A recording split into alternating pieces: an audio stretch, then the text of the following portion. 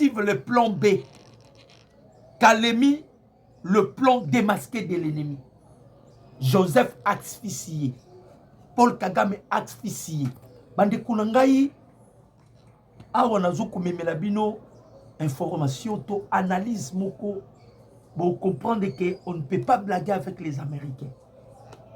Bandeko, les États-Unis avaient déjà tout planifié. Tout planifié, tout kubetama solo awa. On doit approfondir cette analyse et vous allez comprendre eskani ndokende. Mais tout ça la culture, ton coutume, mais mon côté la kanango. À chaque fois, tout ça la direct, tout ça la biso tout ça ba j'aime belé. Eh bandeko, tout ça ba j'aime pour sécuriser notre direct. Donc tout ça la j'aime, bon multiplier ba j'aime. Na muto nyo soit côté ça la na biso direct. Bana côté ça ba j'aime. Na ba oyo pe nanu ba s'abonner. Je vous exhorterai de vous abonner pour ne pas manquer des informations sûres et fiables. Je vais maintenant approfondir ça dans des mots que vous allez comprendre. Dans le barabino boye bandeko ba congolais. Tant le barake Congo est zalimboka moko extrêmement sacré. Elinga koloba nini bandeko ba congolais. Nani koloba boye. Nzambe tango a visité qui Afrique. Parce que Dieu a visité Afrique. Lorsque Dieu avait visité l'Afrique, a visité qui Afrique, il y a 3 prophètes. Vous comprenez pourquoi nous sommes que Congo est un pays sacré. Et vous allez comprendre les plans américains. Les lois les jours J. Donc, nous avons fait aventure. Il y a Gomana Bukavu pour la M23. Bazoye bate. Et aussi la ndenge ni boyoka. Dieu avait visité Afrique, il y a 3 prophètes. Premier prophète, Ezalaki Simon Itoko. Yami Balé Ezalaki André Massoua. Yami Satou Ezalaki Simon Kimbangu. Ces 3 prophètes, Bayepe na 3 pays différents. Mokwaye na Congo Brazzaville, Mokwaye na Angola et Mokwaye na RDC. Soki botuni bat bakenda kakamba depuis que je suis né na kenda kambate. Oh na zoebi sabino Dieu met témoin. Orotuna nga makambo zolo boyebi yango ndenge nini. Ngai réponse na nga na boyebi so oyebi kombo na nga babenga nga nti ya mundele Lotis Remos basirno manga docteur. Zwa kombo wana kende bondela yebi sanzambe na ana bezola kisanga état d'âme ya mwana mbali wana makambo alubaka. Vous allez comprendre des places dans Zora makambo. Sur ces 3 prophètes, Nzambe a visité Congo. Pas Congo, Afrique. Le plus grand prophète majeur, Ezalaki Simon Kimbangu. Pourquoi on a lobby Simon Kimbangu? Le seul prophète oyo akufa nzoto na ye ezalaka décomposé te. Na ba prophète o misa Nzambe visita. C'est Simon Kimbangu. Est-ce que vous savez que Simon Kimbangu ti le nzoto ne e bimsa moto?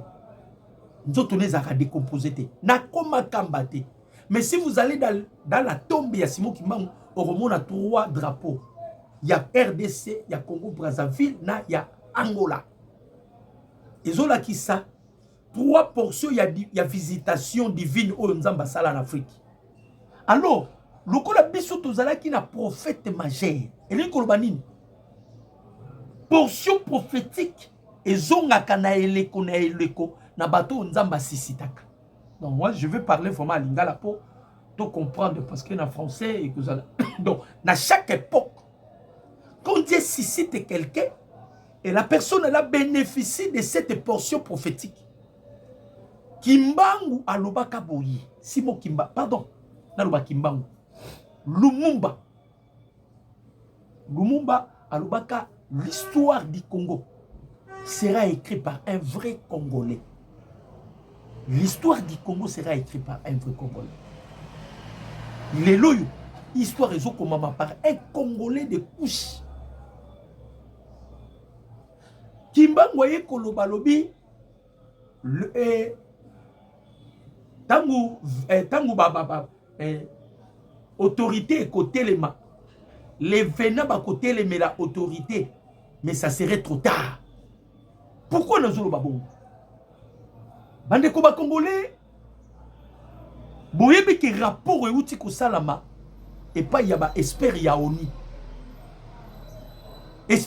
ba euti ko sala rapport rapport baute ko sala bande ko nga na obetela bino li solo na époque ya Kabila biloko tikala ko sala mate je m'excuse na époque ya Mobutu biloko tikala ko sala mate ba vérité komi ko bima boye o mundela zo bomba ta komi ko bimisa parce que ba mindele bango moko nde batia Kagame bango monde ba monaka Kagame aza mutu ya malamu ba ko responsabiliser ba intérêt na bango je m'excuse ba intérêt na bango na région ya Grand Lac après avoir kolemba Mobutu parce que mindele bazaka bongo tant ba opesa o na gauche faut préparer pe droite un jour ba yo ebiso ba non bon to travail ki na yo mais to monisco yo faut que ne mopanzi to tcha mutu mususu ba mindele ba rabo soko meki ka ko douter au fongoli guerre na ba mindele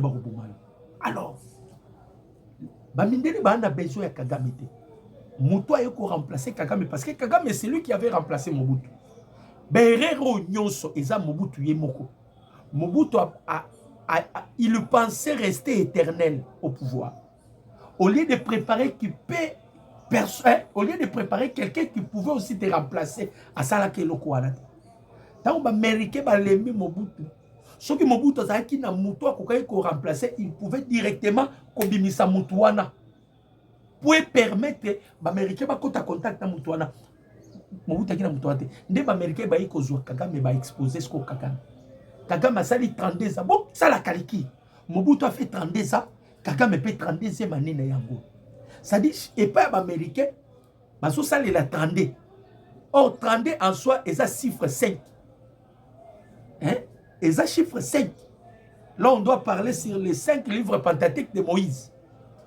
5 wana sikoyo ba américain ils se sont séparés avec Kagame ba jusqu'au Tshisekedi batie la place tango ba espère ba bimisi rapport o eza ko accriminer déjà les M23 o eza ko accriminer déjà Bertrand Bisimwa ba Laurence Kanyuka batwana nyos talasko erreur o ba M23 basali lobi boyoki li solo bandeko boyoki li solo Monisco akiti na aéroport ya Goma boyoka Monisco akiti na aéroport ya Goma Bobo Sanate Mouto azo chapeauté na Monisco, c'est un Américain. La personne qui chapeaute na Monisco, c'est l'ami intime ya président Tshisekedi. Natuni yonanga, attention ça va. Ah on a zo ko expliquer.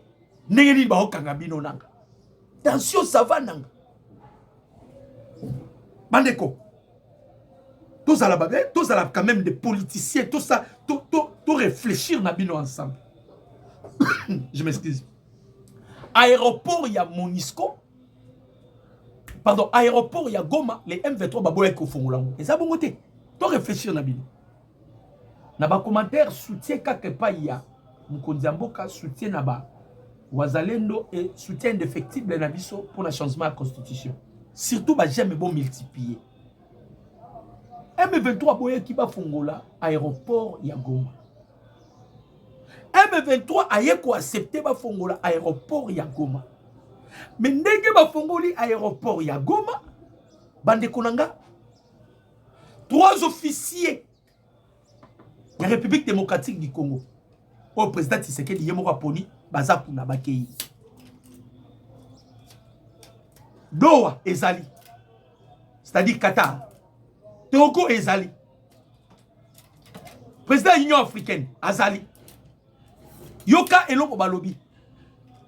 Babengisi batuwana. Po baya ko observer cesser les faits. Bandeko, les M23, les AFC bakoyi na mutambu ya ba américain. Baza groupe rebelle.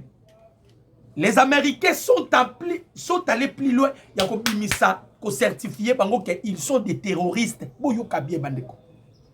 Baza un groupe rebelle, mais les Américains ba bimisi ba certifier bango que baza groupe terroriste. Nalobaki na bino awa. Lobby. Les Américains ba commande na charte que États-Unis ko négocier na ba terroriste en aucun jour. Mais si koyo Tango ba M23 ba fongoli aéroport. Ba officier na biso ba ye. C'est l'eau et voilà l'une des raisons pour mon qui Kagame. Akimisa abengisa ki Kabila ya mbangu na Goma. Boyo kabia bandiko ba Congolais. Kagame abengisa ki Kabila ayambangu na Goma. C'est que information fuite qui déjà Paul Kagame que Monisco a tiré pression. En tout cas, bazo fongola aéroport. Alors, Kabila yo faut ya parce que vous devez passer par une négociation. Pardon, une négociation, je m'excuse. Vous devez passer par une négociation. Kabila yo za de ana cahier de charges na biso. Oh bazo bosana. Kabila sous sanction américaine. Boyo kabande ko ba Congolais. Papa, bato bakozala circuit ba okanga bango en cascade. Bakokanga bango en cascade. Nalobi na bino, c'est la fin de l'aventure ya Goma na Bukavu. C'est la fin de l'aventure ya Goma na Bukavu. Ça, c'est la disposition des États-Unis d'Amérique, mais il se cache. Bokoma de près. Papa, ba mi fongoleli arrestation. Nalobi bien.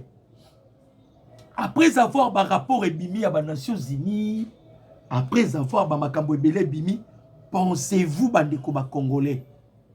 Yoka, la représentante spéciale adjointe du secrétaire général de l'ONU, Viviane Van de Peer, est arrivée lundi à Goma via un vol de la MONUSCO. Elle était accompagnée de 3 officiers de l'FARDC, un lieutenant-colonel et 2 majors, dont l'avenir avait été annoncé par Kinshasa. Ces officiers présenteront la RDC au sein de mécanismes de vérification élargis. Un dispositif est créé pour surveiller le respect du cessez-le-feu entre les autorités congolaises et la coalition AFC-M23. Est-ce que vous comprenez ce que vous savez? Qu'est-ce que Marco Rubio a lobaki dans le Congrès américain? Rubio a lobaki, Paul Kagame, biso to sengi basoda na oba bima. Connexion.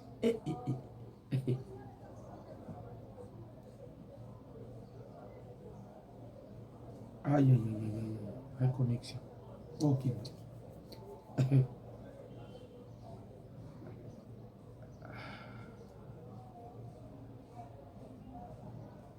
To aimer, to commenter, to partager. Tout ça, moi, Kokoso Awa. Mais, tout ça, bongisa.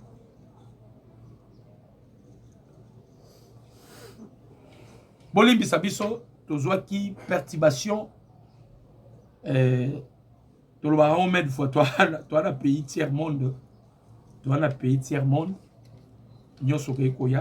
On était déjà au-delà, mais reconnexion et causer du tort. Il ne faut pas m'en vouloir, hein, bandeko ba Congolais. Donc, tu aimer kaka, tu commenter, tu partager, donc c'est un peu ça. Tu aimer, tu commenter, tu partager. Tu aimer, tu commenter, tu partager. Tu as un problème à reconnexion. Ma multiplication, quand il y a j'aime. Je disais ceci. Tu as betali solo. Na uti kotanga awa. Balobi boye. Baye. 3 officiers na biso. Bako représenter biso pour un mécanisme de vérification élargi. Un dispositif créé pour surveiller le respect du cessez-le-feu entre les autorités congolaises et la coalition AFC-M23. Ici, je vais maintenant nafongwama pour comprendre que Bazouami na mutambo. Programme Boyo Kakaya PDDRCS. Démobilisation, désarmement, na cantonnement. Batouba bimisa ba milliards na bango na programme wana, c'est les États-Unis d'Amérique. Boyoka. Rubio na congrès américain alobaki boye. Alobi Paul Kagame, to disposer satellite. Satellite to disposer, je m'excuse. Ezotala yo. To sengi na ba soda na yo. ko dissimuler bango na kati ya ba M23 te. Yo bima na yo Congo. Makambu ya ba M23 tika biso ba américain to traité yango. Boyokaki Rubio makambu alobaki. Boyokaki alobi makambu ya ba M23 tika biso to traité yango. Aujourd'hui les États-Unis derrière la MONUSCO bazu accès à aéroport ya Goma. Est-ce que mutubo ozo comprendre les gars? Rubio na Congo alobaki makambu ba M23 toujours traité yango. Awa sikoyo bazu accès. Ils vont maintenant procéder à un mécanisme de vérification. Soki bazu kaka programme ya PDD RCS bati na mesa. Bandeko. Bandeko. Bana ya Goma, bana ya Bukavu. Bosomba ba champagne botsana ndako. Na lobi na bino bosomba champagne botsana ndako. Munoko na nganga. Boko kanisa ngala makambo na ebisi bino. Les Américains ont activé déjà le plan B. Na lobaki avant de comme les 15 ils vont faire quelque chose. Et le kola basali même Kagame a évité. Ça dit et l'équipe Kagame inaperçu. Permettre déjà l'atterrissage il y a avion il y a MONUSCO na Goma. Et vous êtes un groupe rebelle. Goma appartient à la République démocratique du Congo. Qu'est-ce que Anderson avait dit? Anderson, qu'est-ce qu'Anderson avait dit? Anderson, on a le numéro 1 Africom. Je m'excuse. Nous allons imposer la paix. Na voya ba utili nyonso. Toko imposer la paix. Anderson et lobby azalaki na Burundi. Ba navette moko zo salama na Burundi. Je vous dis. Batu baye na Burundi. Mikolo uti koleka, vous avez vu Sergos Lavros, le ministre des Affaires étrangères riche na Burundi. A comme na Burundi, directement ça lui point de presse, il commence à accuser directement l'Ukraine. Allez-y comprendre des choses qui arrivent. Quand j'avais dit ici que la troisième guerre mondiale se pointe à l'horizon, nalobaki yango nalobaki yango na masekité. Pourquoi? La Russie on voit, c'est lui le roi du Nord. Le roi du Nord a s'associé na ba superpuissance qui est les États-Unis d'Amérique. Oyo balobi, ils vont maintenant s'imposer pour que la paix soit instaurée en République démocratique du Congo. Mais les Américains ba côté par quelle voie? Ba côté par Goma. Skoyo awa non tozotala nangai na bino tozotala. Le mot de passe américain qu'on peut samana Nini. Ces gens-là ne sont pas là pour la vérification de cesser le fait. Ils sont là pour une mission précise. Yako kanga batu. Nanga oko tako mazo sepila. Habite ke ba aza prisonnier. Papa. Okima wapi. Tu es un prisonnier. Okokima wapi. Basui bino. O eza bala likole betamaki déjà entre le président Félix et Donald Trump. Lorsque les États-Unis remettent qui président Tshisekedi carte blanche. Et ça parmi biloko ezaki sur la table. Bala betamaki déjà na niveau à likolo. Nanga lobeso kota na Goma na lolendo. Bato loba entrée triomphale ya nanga. Nanga zo bateke za entrée ya emprisonnement na ye. Na expliquer bino clair. Goma Bukavu est sous occupation. Il y a l'armée rwandaise. Les Américains de Baïbisa qui Rwanda s'est retiré. Et les Américains, ils ont eu à pénétrer Goma. Et les Rwandais sont encore là. Les Rwandais sont là. Pendant que d'autres unités, je m'excuse, spéciales, où ils sont à Bujumbura, ils ont la mot d'ordre des Américains. Les Américains ont été MONUSCO. Parce que la MONUSCO est contrôlée par les Américains. Moutoua a remplacé qui Bitou Keïta. C'est un Américain. Il n'y a pas ça qui rapport. L'ONU travaille avec la MONUSCO. Lorsque les experts Yaoni balobaki déjà que les M23 fait ceci, les M23 fait cela, boyokaki même. Et puis les petits koyonani, ya Pierrot Loara. Alobaki nini? Nanga deba otanga kombo na yo. C'est payé za musika. Boyokaki ngo ute koloba kala mingi tawo. Nanga zo vimba na ebite kaza candidat potentiel bazo kende na ye. Bokenda nanga. Bozela bokomona makambo zo sala mawa. Na lobi. On ne sait pas ce qui va. C'est la mot d'ordre, il y a 12 heures, il y a 15 heures, on ne sait pas. Bamakambo Salami na Lumbangu. En même temps, il y a eu l'ouverture de l'aéroport de Goma. De l'autre côté, on a vu Marco Rubio. Des dossiers qui étaient déjà classés. À ce qui va déclassifier en gros. Les dossiers qui classés déjà, il y a ce qui va déclassifier en gros. Donc, ils sont sur la table, comme ça, ils vont enquêter. Et si Kanini va incriminer Paul Kagame pour la charge, ils vont matisser les sous la charge. Allez-y comprendre.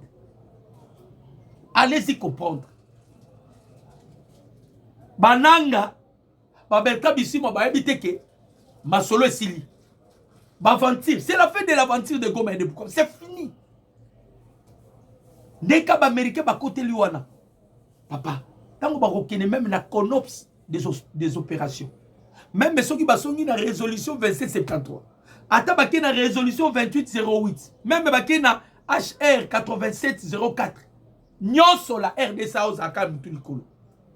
Ce que mon histoire Koti Goma, la RDC, c'est lui qui gère maintenant, c'est lui qui a le bâton dans le Conseil de sécurité de l'ONU. Allez-y comprendre, n'est-ce pas Kalinga Kagame, toko yitaye ya koyita. Tokoyita ye ya koyita. Même Kabila tinde na ye na Goma wana. Oh, bandeko ba Congolais. Balo banabino te kono, ils vont négocier boye. Ba Américain ba na maman option. O bataki déjà sur la table. Na lobi na bino maman option o bataki sur la table. Américain mundele a muninga na hote. Amuninga na yote. Ndenge ba koti déjà Goma wana. 3 officiers na biso bazawana. Mais ba témoin. Il y a PDD RCS, démobilisation, désarmement na cantonnement. So baba niko cantonné nanga yo qui doit tuer condamné à mort. Si c'est que d'ailleurs a joué la bino déjà en avance. Le président Tshisekedi a yaka déjà en avance avec Betty Nanga. A Betty Kabila. Nye. Bane loko osengate. Tala ba G. Boka ba G salami na Kalemi. Parce que ba te belé. Ba benga inga makambo Kalemi. Na ola kisabino na vidéo. Bomo na bato ba kangi. Na ola kisabino na vidéo. Na ola kisabino na vidéo ba kangi. Makamuni de salami na Kalemi lisolo bozo ka Kalemi. Il y avait déjà des infiltrés dans Kati ya Kalemi, Bazalaki. Il faut qu'on se dise la vérité. Le plomb ya Kagame au Azalaki, Azalaki nango, sans tenir compte, nenga na ibisa rabino, tozo bundana Kagame azoe bateke, mboko azo bundisa, eza mboka lokola bamboka nyonso te. Wana ya liboso. Yami bale, je m'excuse, Kagame azo bundisa Congo na moment ya mabe, parce que la personne qui est à la tête de ces pays, c'est un Congolais. Et il détient de certaines portions ancestrales, Yaba Congolais. Et vous connaissez le pouvoir ancestral Yaba Congolais, ce plus élevé, Yalikolo, que le Rwanda ne peut jamais. Joseph Kabila, na Paul Kagame, na réunion na bango bakotaki, balobaki avant toko ba le 15 faut bakota Kalemi. Bazui ba point 0, bazui minembe ba nini, faki bakota Kalemi. Comme bazalaki na ba officier na ligne de front. O bandai ko pesa bango ba information à travers ba jeu Perez. Tant que tu détecter ba officier on a to kandi bango ya lokwa to brouiller jeu Perez. Ba ye sur terrain réalité ba kutana na ngona terrain ezalaki yangote. Oh, l'équipe d'avance na bango déjà kotaki. L'équipe d'avance. Awa nazo ko informer bino ba Congolais. Même unité au kaka guépard. Toi, la unité, mais autre format qui va guépard. La plupart, il y a responsable, pas les responsables, mais la plupart, il y a bateau, bazana, unité, on a guépard, ce sont des infiltrés. Donc, esa unité, au président Tshisekedi du fois Boma. Guépard, wana. Baouta, il constate la biso, aventure na Goma. Baouta, il constate l'aventure na Bukavu.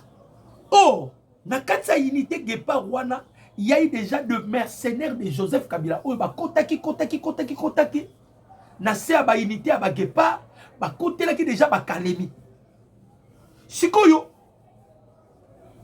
Boki ba biloko mo uti ko bima. Oh, ba FRDC ba boyi ko bunda bo. Eza ba Guépard wana. Ba bandai ko kabola ba track. Ba obo kapenda ba track. Na ba track wana bo bunda te. Donc baluka qui va créer psychose na mitou ya ba unité na biso na ba membre moko ya ba PPRD c'est-à-dire ba cadre ya ba PPRD ba multiplier qui ba track bazoboaka bande ko lobby ezala ki ratissage au pesi moi bois boy na bina ola sabino vidéo bomo na vidéo na kangi son botala ka vidéo bino mo bomo na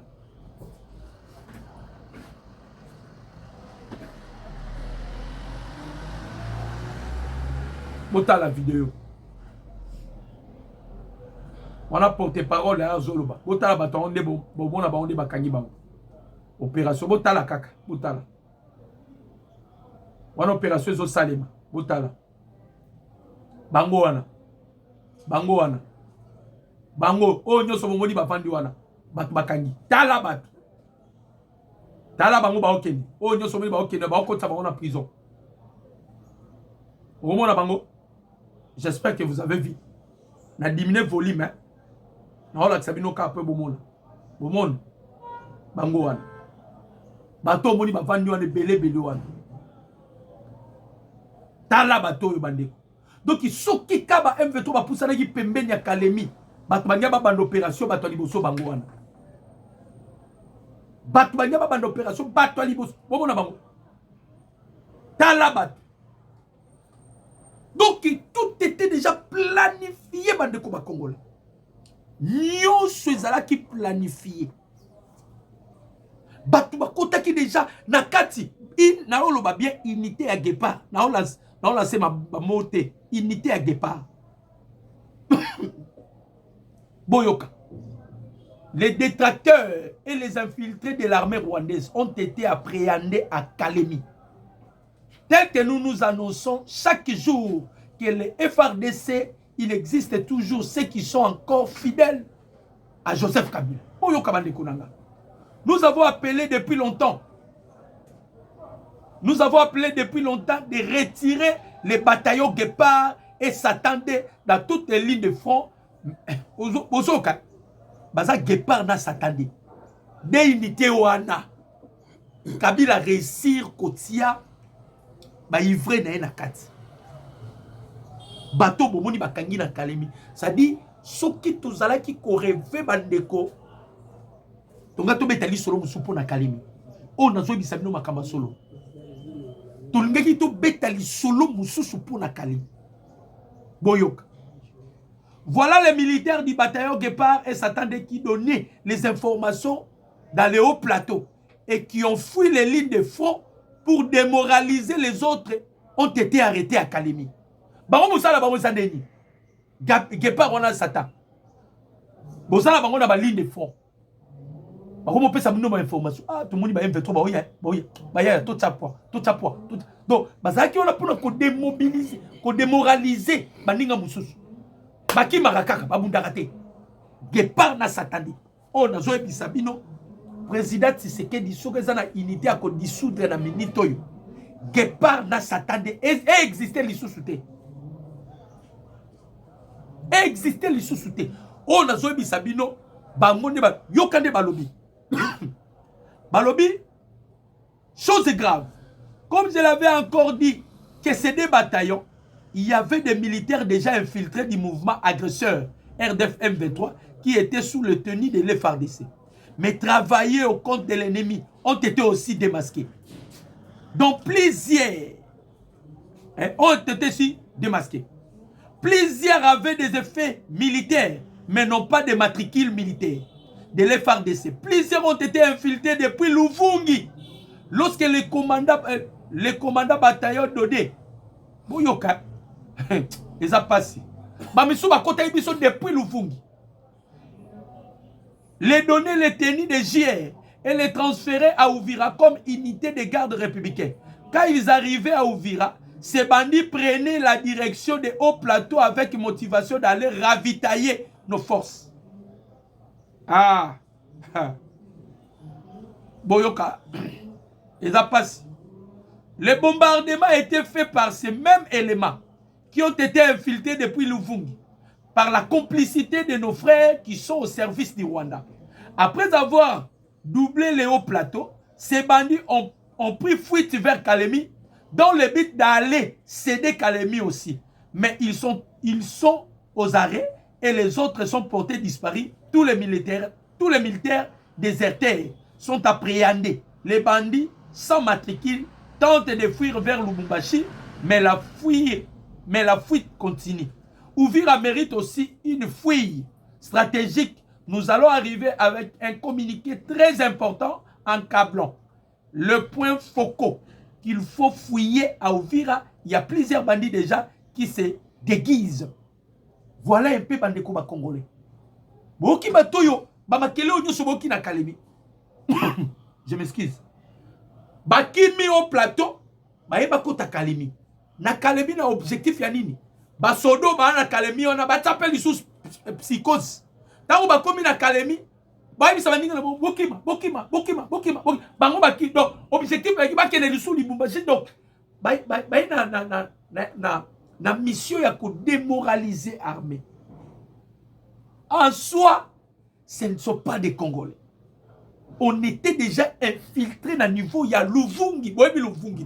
Luvungi, c'est côté à Ouvira. Et ça, entre deux villages, pour comment on Ouvira, Luvungi. Luvungi, Sange, Nino, Ananyos. Ça dit, c'est depuis là-bas qu'on était déjà infiltrés. Pour Moutoumora Beninga, oh, trouble na Kalemi, Luvungi, trouble na Nini. Boyoki même M23 déjà. Batuna bango ba communicateur na bango ba comment déjà vont communiquer. Oh bientôt Kalemi.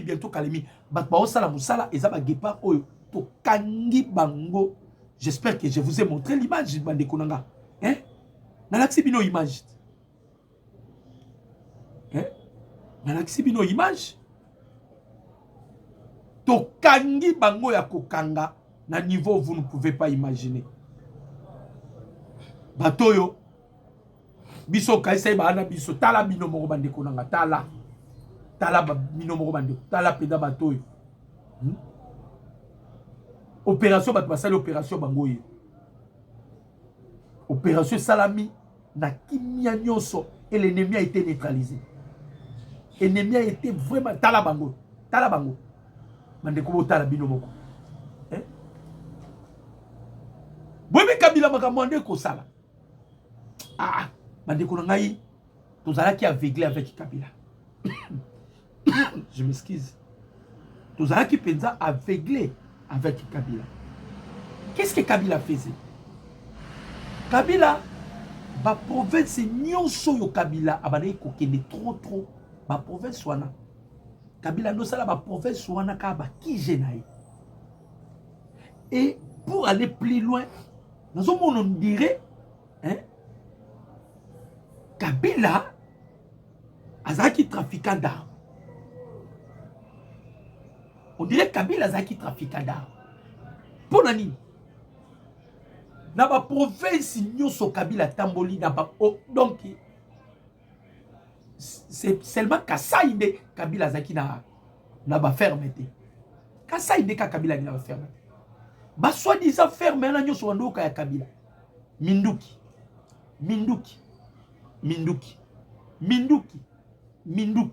C'est-à-dire, Kabila était vraiment donc à préparer kake. Je m'excuse. So ba Congolais ba décider ba longolanga par force. Na ota trouble, na ko créer chaos, na ko bomba. Donc il avait tout préparé Kabila. Tant tout le monde a kaka. il continue à insister, va récupérer Kalemi, va récupérer Katanga. Ok, bah, côté ça qui déjà bat. En tout cas, bah, service et renseignement, coup de chapeau. Bah, service et renseignement, coup de chapeau, parce que ce que vous avez fait, lobby. Mais bah, panique, ils là qui sont, j'ai eu des appels. Et Kalemi, Kalemi. Ici, je vous informe, je vous affirme que Kalemi est maîtrisable. Batouana nyoso bakangisko ba mabezani ba oyo bakimi bake wapi. C'est ça maintenant le mal. Ici on demanderait na DGM. Boussala moussala bino la ba frontière. Et nous avons beaucoup d'estime na ba DGM parce qu'ils ont chapeauté et pas ya. Mouto pas au travail na vision à chef de l'État. Roland Katoasila, Kaswantwila, Roland Kaswantwila, Roland Kaswatale, il travaille dans le visage chef de l'État. Botala ba déjà parce que ba kimi ba panzani parti. Donc pour vous dire, le plan de Joseph Kabila sur la table, c'est déjà échoué. Yango ba américain batoma yele. Ils ont déjà activé un plan B. Bango ba na kata ko rêver. Ba na kata ko rêver. Lobby basala ki retrait na Walikali. Basala ki retrait na Walikali na mboka moko ikoro aussi ikoro. Basala ki retrait na Walikali. Balongo Walikali mais bazo poussa na kaka na nini po ba se renforcer les sous. Donc bah ça il était cool, on va pousser pour passer là. Bah à côté ya nini Bukavu non, bah c'est renforcé. L'une des raisons on a mis le bino lisolo. Les Américains devaient seulement procéder les locaux basali oyo. Les maman na coup fatal au Kagama yebité. Oh le banana ah docteur. Vous avez dévoilé ma secret. Oh mais yo yebité que même biso to c'est la mot d'ordre. Lobby toujours navire de guerre. Lobby. J'espère que Boyoka qui Laurence Kanyou Kaleli. Laurence Kanyou Kaleli pour la frappe pour Betami Lobby. Donc Robert appelle solo. On a réceptionné un navire de guerre. Donc biloko est koti. Bakanyou qui batali, Banyarigabu batali, ah! Tu sais que déjà déterminé. Papa, nyo soto chaka na minembo. On a compris que Minembwe ne makambu. Si on en finit avec Minembwe, Goma Bukavu déjà est contrôlé par la MONUSCO pour votre information. Et la MONUSCO, on a zoé bisabino, et ça MONUSCO et Antonio Guterres, parce que Guterres c'est un traître. C'est l'ami intime Yakagami. MONUSCO Tozoloba, et ça chapeauté par les Américains. Normalement, les Américains devaient envoyer les gens, les neufs, Bayana Goma. Oyo kamakamba Américain bazosan. Délégation américaine, il y a les neufs. Bayana Goma pour l'observation si réellement Rwanda a se retiré. Bah changer en forme. Je m'excuse. Et comme nous sommes là pour observer le mécanisme cessez-le. Allez-y comprendre. Allez-y comprendre. Pour vous dire, Mamindele ba poussa na pembeni ya Kagame. Pour ça la première de Kabila parce que Makambo déjà avec les rapports il y a des experts il y a des tout consort c'est déjà sur la table Batouana déjà bazozouama ba oye la bango Batouana bazozouama tozota la biso nyonso un journaliste à télémé lobby les analystes kaka lobby datio ba américain ba pesaki les longs de cookies. Le monde entier observe les États-Unis. Ils ont Ngambo. Peuple congolais. Ils ont maman Ngambo. Bisoko tuté. Ba américain bango moko. Tant que analyste politique déjà ba komi koloba, le monde entier observe les États-Unis. Si les Américains permettront que l'impunité règne, quelle serait maintenant la crédibilité des États-Unis d'Amérique vis-à-vis du monde? Parce que Trump a prôné sur la paix. Et que tous les pays qui s'opposent à la vision de Trump, ils ont mbano. Niger y a joué Kimbano. Venezuela a joué Kimbano. Monica Rubio a télémé le bio. Non! Tozo télémé les États-Unis. Tozo télémé la. Je m'excuse. Tozo télémé la CPI. Vous voyez pourquoi vous télémé la CPI?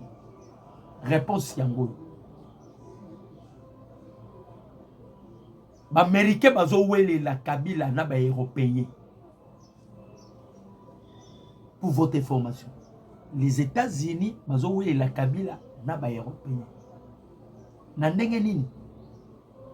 Bokaki Madame Bensouda, ancienne procureure générale. Il y a Cour pénale internationale. A sali point de presse à Bimima. Mboula bimakate. Papa, non. Jour moroboy na ki na États-Unis. Na participé qui na sommet moroboy. Na sommet on a fait Kabila qui à la fin de compte. Kabila ko senganga audience na chambre nanga. Bon lokola za mututo yebani na ye. Je l'ai accordé l'audience. Kabila koti to solane Kabila ba moko non. Na memeli ope mutu moroboy o monayi. Wana madame Fatouana Bensouda. Abi Kabila ebi singa la memeli mutu moko monayi. Amakan de surprise Kabila fongola rapporte boy. Mutazo kota boy. Cohen numéro 1 à Moussad. Oh Cohen wana Bensouba abanaye ko enquêter na ba dossier ba crime au Cohen a kometaki. Ça dit tant Kabila memi Cohen. A même qui Cohen pour ça la chantage et pas madame Bensouba. Pourquoi? Parce que madame Bensouba déjà abanaye ko enquêter pour que ce pays ait frappé Cohen. Parce que tant Cohen a yoki à tout le monde de Kabila mafieux qu'il est. Abino moi aussi je collabore avec cette dame parce que Bensouba wana abana on lui a peu bon à Kabila. Abimisi ba vérité wana et puis à kotika plainte contre Kabila que Kabila faut ba kangaye. Or ceux qui s'est payé zui Kabila. Les Américains vont bénéficier de nini. Les Américains ils ont besoin de Kabila pour la dossier à nini, il y a ba uranium.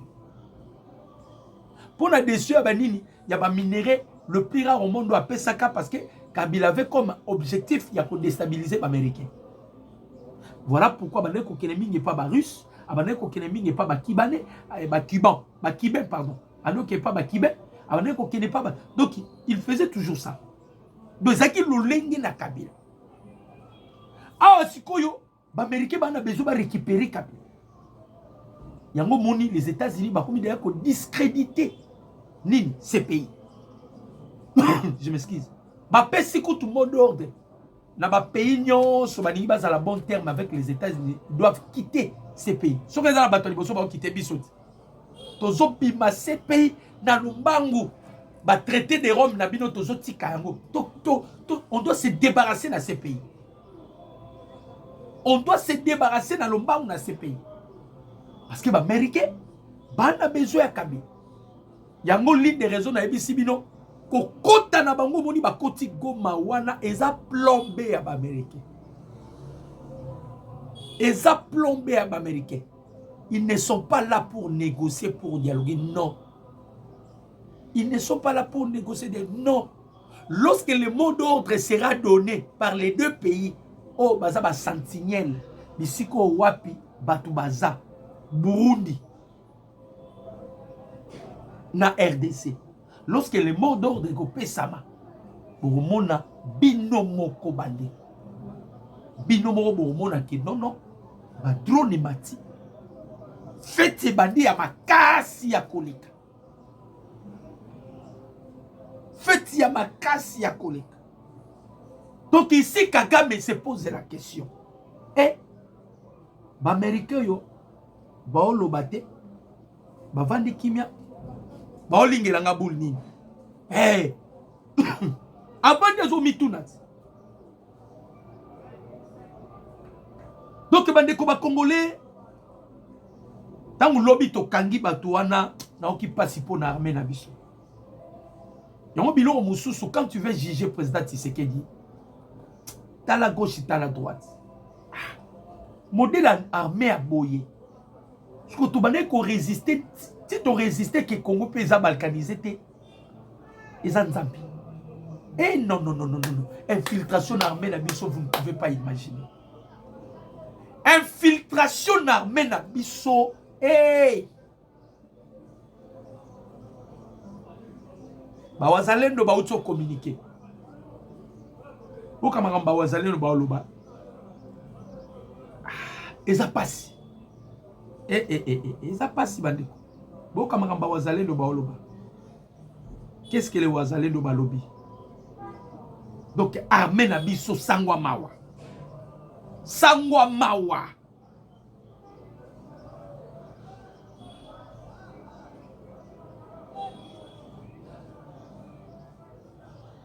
Wazalendo balobi boye.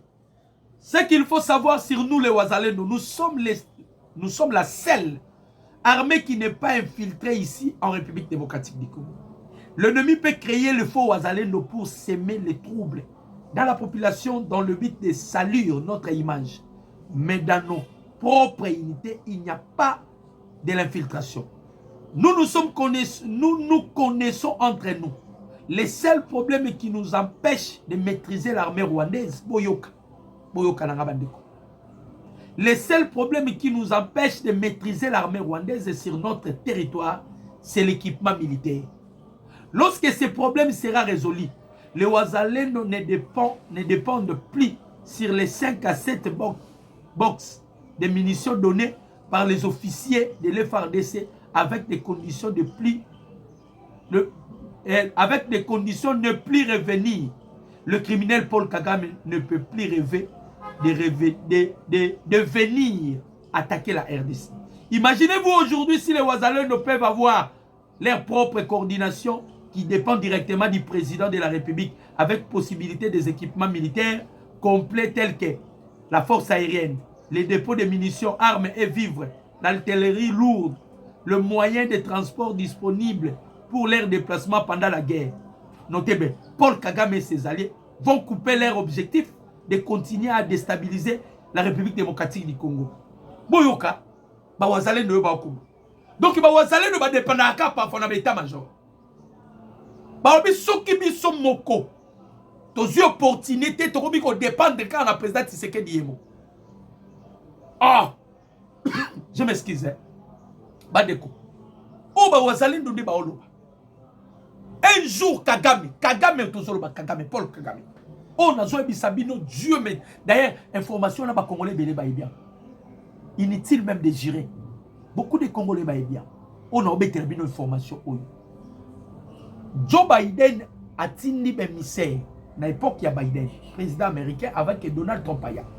A tindi émissaire ba kokutana président Tshisekedi. Tshisekedi doit dialoguer avec le M23. Le président Tshisekedi a refusé. Babi si Tshisekedi si tu continues de refuser Goma na Bukavu kokoya. Si baroya Kinshasa. Yango bo kaka langage au président Tshisekedi alobaka ata bakomi na oya na ko CDT.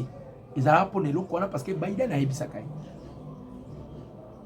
Biden étant assis ici, le président Tshisekedi et que le président Félix Azaki catégorique à Boyi, Biden a béni ici Paul Kagame aux États-Unis. A ici Kagame, qu'est-ce que nous devons faire pour qu'il sache ça qui n'a pas Kagame a pour disposer de moyens. Bapesi Kagame ba moyens, bapesi Kagame bon. Kagame a yé abundi a kozwa bomate a kozwa sakete. Délai oyo Biden a pesa ki ekoki. Biden a bengisi Kagame. Abisi Kagame yo yebisaki biso soto pesio misolo to pesio ba nyonso okozwa saki ozozwa ngote polani.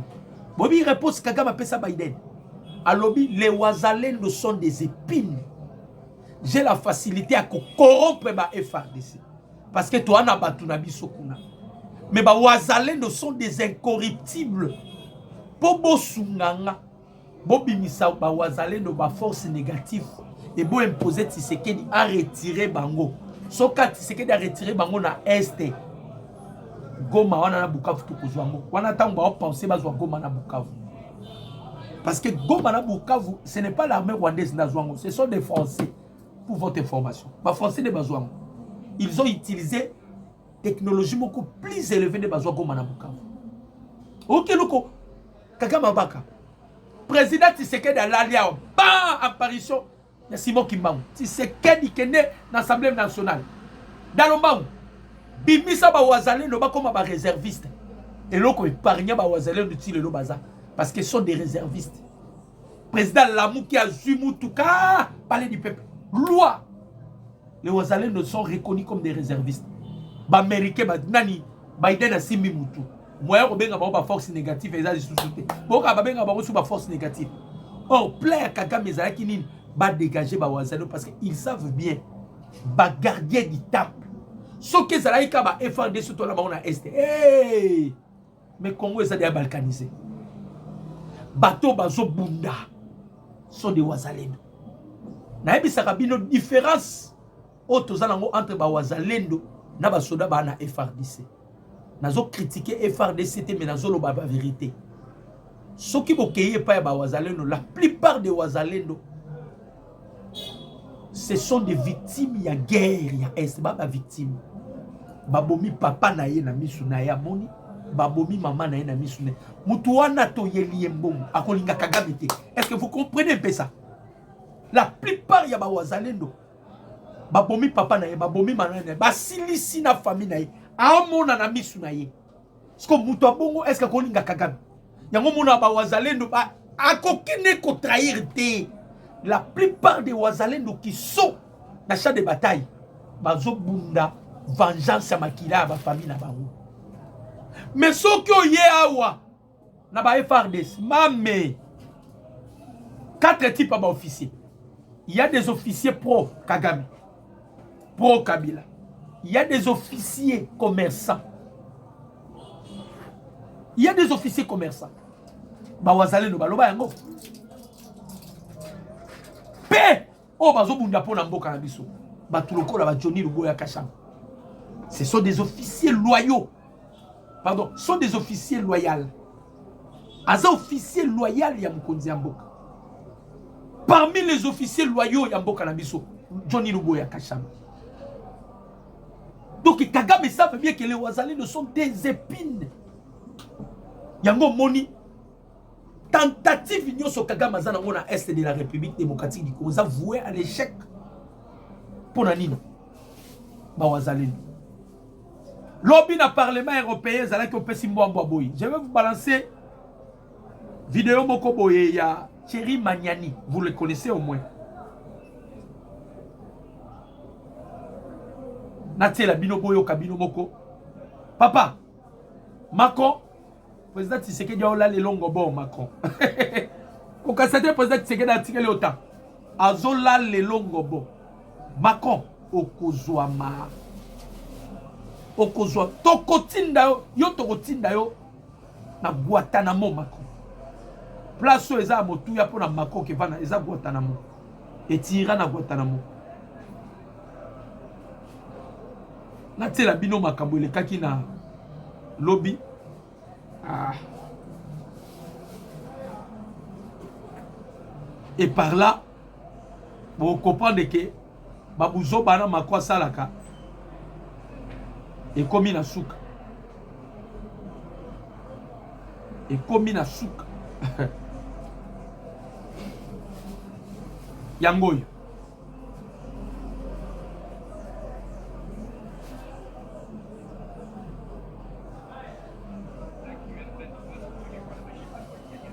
Aïe aïe.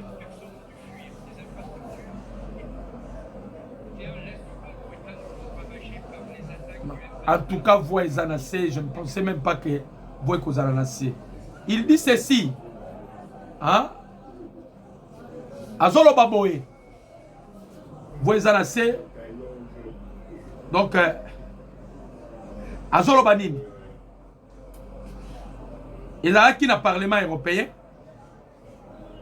Alobi, les députés français Thierry Mariani appelle l'Union européenne à prendre de mesures plus fermes contre le Rwanda à raison de son rôle présumé dans les conflits à l'est de la République.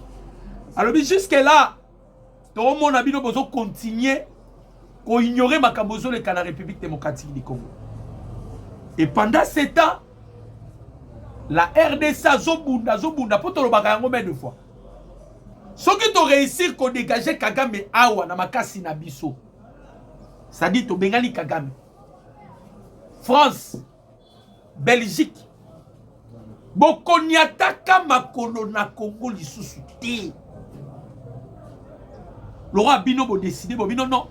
Biso to aka na Kagame. Biso to aka na Kagame. Nous aussi on se bat. Problème ezaka ke to réussir kaka ko bimisaye na makasi na biso moko. Boko sambwa.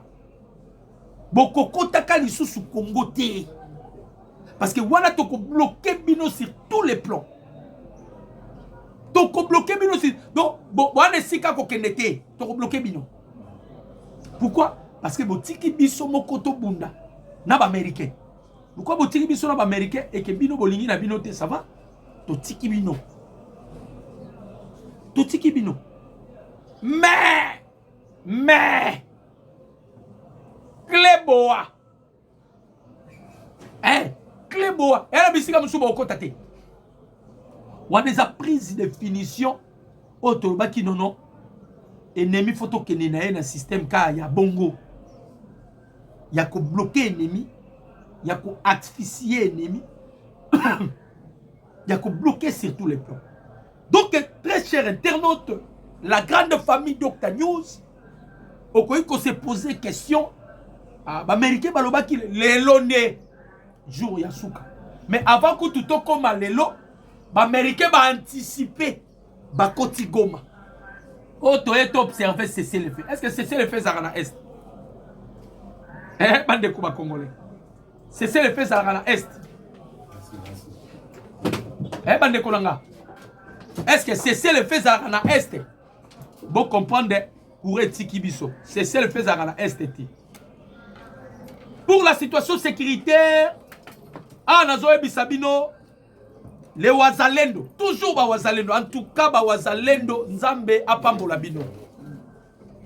Awa ba Wazalendo na Masisi, ba libérer localité ya Shoya, ba libérer localité ya Shangi, ba libérer localité ya Katayana. Wana ba Wazalendo. 3 localités na Masisi. Les jeunes Congolais se comportent bien sur le terrain. Ah, bazo kenesko nangungu. Ba Wazalendo. Ba libérer Shoya, Shangi, na Katayana. De l'autre côté, Katoyi, to libéra Kiangolobi. On a utilisé ba drone et on a frappé l'ennemi. Ennemi azalaki en débandade. Yango boyoki, Laurence Kanouka. Abandi déjà collé là. Oh, Tshisekedi azo bombardé na ba localité de Sma peuplé. Tango Kagame betaki bataki munoko. Vous remarquez que Kagame drone mata souté. Hein? Vous remarquez que Kagame drone zo matate. Oh, bande ko ba congolais. Vous remarquez que drone zo matate. Ba komi ko utiliser ba track. Wana ba to perdende ba sali ba track na Kalemi to kangi bango. Ba gepard na ba satande to kangi bango ba misu ba kotiza ba kimi. Ba to banga ba sebe trouble, panique parce que ba mekaki na communication ça n'a pas tenu. Ba ki na communication, ba kuti armée numérique ya peuple congolais très puissant. Pas ces accords que nous sommes pas reconnus dans le gouvernement na biso. Mais on continuera à servir notre nation. On le fait d'ailleurs dans esprit patriotique. On le fait ça pour notre pays. L'armée numérique, on l'a renversé Babilo qu'on a bango. Qu'est-ce qu'on a système ya batrack? Ba comment boire ka papier. Ba boire ka papier. Tala ba to a PPRD. Ba zo boire ka papier. Wana initiative ya Joseph Kabila. Bo boire ka ba papier, bo boire ka bandeko bo boire ka papier. Ba boire ka papier. To kangi bango. Donc le plan de l'ennemi na Kalemi na minute anéanti. Anéanti bako sabinote. Oh, bayokaki plan na bango na Kalemi échoué. Na minute au plan na bango to foulé yango au pied. Donc ennemi en difficulté bakamoza kosila. Nzamba pambola bino ba congolais. Tozela oyo koleka na poko lelo. Kagame nda yebi oyo koleka na poko. Non, même Kagame a yebité. Muta yebi Marco Rubio parce que to koti déjà Goma. Donc souka na bango ya Goma na Bukavu monani. Mon numéro c'est plus 743 89 63 95 965. Et ça même numéro WhatsApp. Sur le ligo pesa biso crédit car na numéro wana. Soki nyonso car na numéro wana. Ndamba pambola bino, ma bonne journée la bino. Que Dieu vous bénisse papa na ngai. Mbuya Paul ya Nganda. Arma Bongolo. Merci na yo.